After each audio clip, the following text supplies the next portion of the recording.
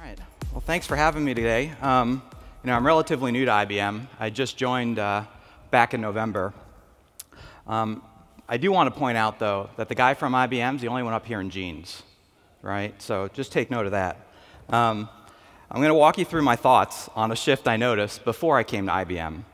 And this shift is really a shift away from a pure public cloud to that of a hybrid cloud, as well as some of our thinking on how Spark can enable this shift to the hybrid cloud away from public cloud. So who here has a map application like Waze on their phone? And who opens it up every time they get in the car? Right? I know I do. And why do we do that?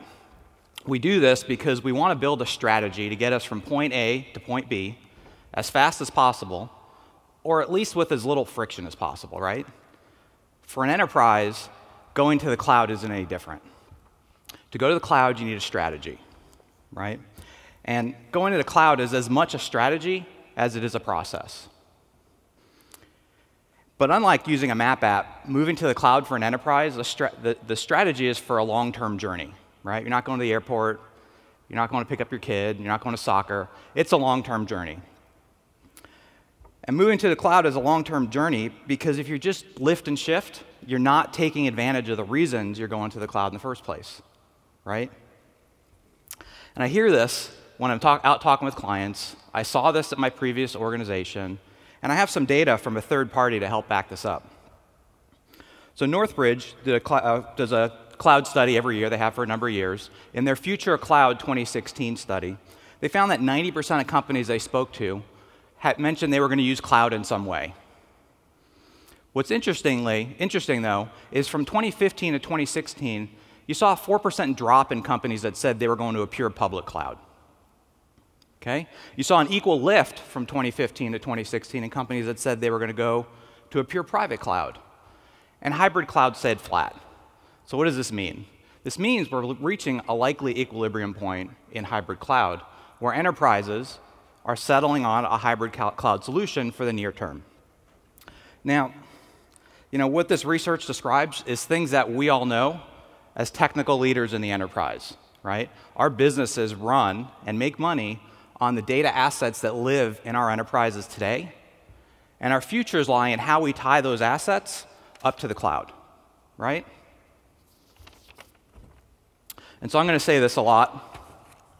Moving to the cloud is a strategy as much as it is a process.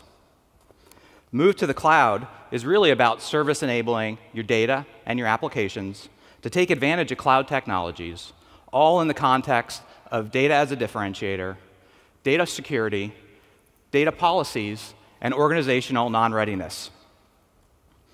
So as tools for analytics become more advanced, things like machine learning, AI, cognition, and even deep learning are going to become commoditized.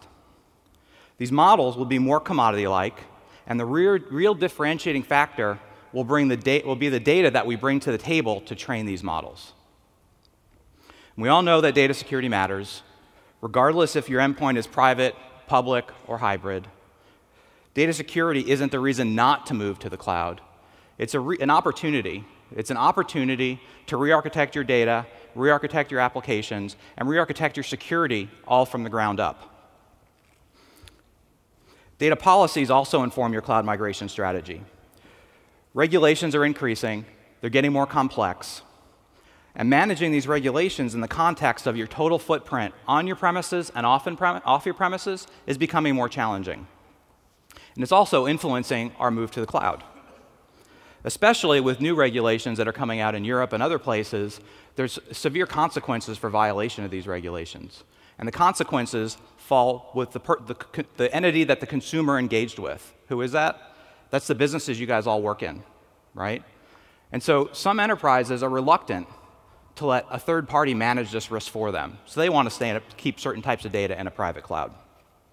And finally, and this isn't sexy at all, but it's reality, many enterprises are just not ready to move to the public cloud in terms of where to start with their mission-critical assets, right, that run their business, their available talent pools, and it's a whole change in cost structure when you move to the cloud. And again, if you just pick everything up and move it, you're not taking advantage of the reasons you want to go to cloud in the first place. So given that hybrid is the end game, the challenge becomes data movement and synchronization between your business critical assets and the multiple sources that you're moving it to in the cloud, so whether it's private cloud or public cloud. And keeping data in sync when you have a single source of data is very straightforward. Where it becomes more difficult is where you have multiple systems being transacted on simultaneously. And as you guys all know, this is the world we live in a cloud, right? So let's look at two ends of the spectrum. So you have lots of data and fewer sources. And then you have lots of sources, but a little bit less data. Lots of data, but fewer sources represents traditional data processes in the context of the cloud migration journey that many enterprises are beginning. Lots of sources, but less data represents the Internet of Things, right? And as you know, you can think about a connected car as a good example of an Internet of Things. In fact, for a hybrid cloud conversation, it's a great example because you can think of a connected car as a bunch of connected devices that all are basically a private cloud on wheels, right? But if your connected car, oh, sorry, going to the next slide. Sorry about that. So, but let's start with traditional ETL processes. Traditional ETL just isn't real time. We all know this. ETL processing involves large, long-running batch jobs moving systems of records to system analytics. And this creates static data or stale data. And historically, this staleness was sold as an advantage, right? Because as a data analyst, I could compare query results on the same data over time. But if you're a connected car and you're trying to avoid a pedestrian, static data is suboptimal at best. In the context of modern analytics, static data is stale data.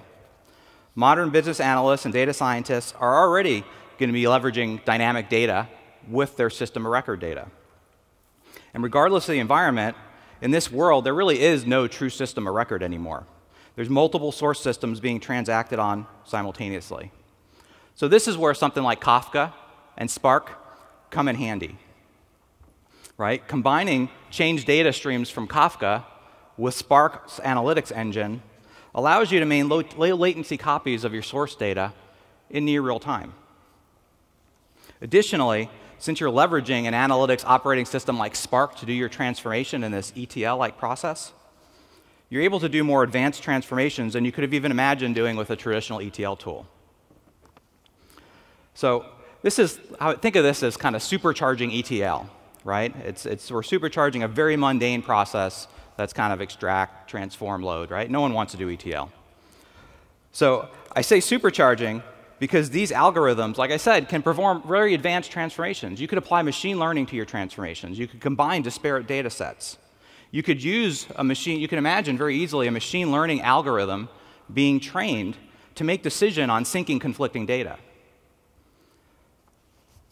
With this concept, this allows you to stream transformations in near real time.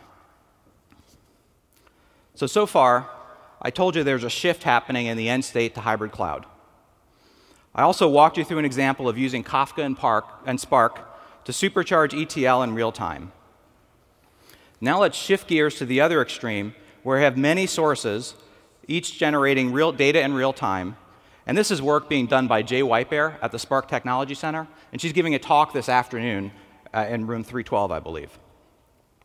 So remember I said a connected car is really just a private cloud with lots of devices connected to it. We need to collect the data that's being generated in this private cloud. And this is very straightforward, right? We're just consolidating all the data. You don't have many conflicting data sources there, right? Where Spark comes in handy is that private cloud on wheels that's driving around the street is not going to be able to make decisions in the absence of additional data from the Internet of Things, from the IoT cloud that's a public cloud or another private cloud or a series of clouds. So how do we connect this private cloud on wheels to the IoT cloud? And this is, like I said, where Spark changes the game.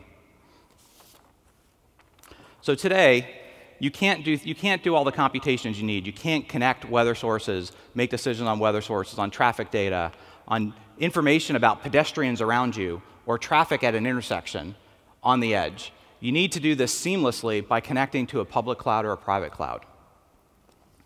The connected car is just one example of Spark and Kafka allowing data-driven action in IoT. There are many other such examples that enable near real-time interrogation coming off connected devices, a rather mundane one like the factory floor, all the way to something science fiction-like that IBM is actually pioneering in robotic surgery. And you'll notice throughout this talk, I haven't talked about a single proprietary platform. Everything I talked about relies on the viability of the open source community. At IBM, we're not just contributing to contribute, we're contributing for impact. And with IBM and the Spark Technology Center, we're focused on adding functionalities to these core systems to help enable the enterprise. On top of this, we're beginning to monetize open source with value-added capabilities on top of these platforms, and a good example of that is data science experience. So I hope I've demonstrated how Spark and Kafka can help integrate the hybrid cloud, the pieces of the hybrid cloud, by supercharging processes like ETL, and by enabling things like IoT. I also hope I've begun to change your thinking about the long-term importance of hybrid cloud for the enterprise, and how hybrid cloud can enable enterprise data transformation, and how it's actually not a race to the cloud, but it's a long-term journey to the cloud for most enterprises. And if you lift and shift your data, you're not taking advantage of the reasons you're going to the cloud in the first place. To learn more about what we're doing, or if you're interested in learning more about some of the things I talked about, you can go to the link on the bottom there, or you can go to Jay's talk later today. Thank you.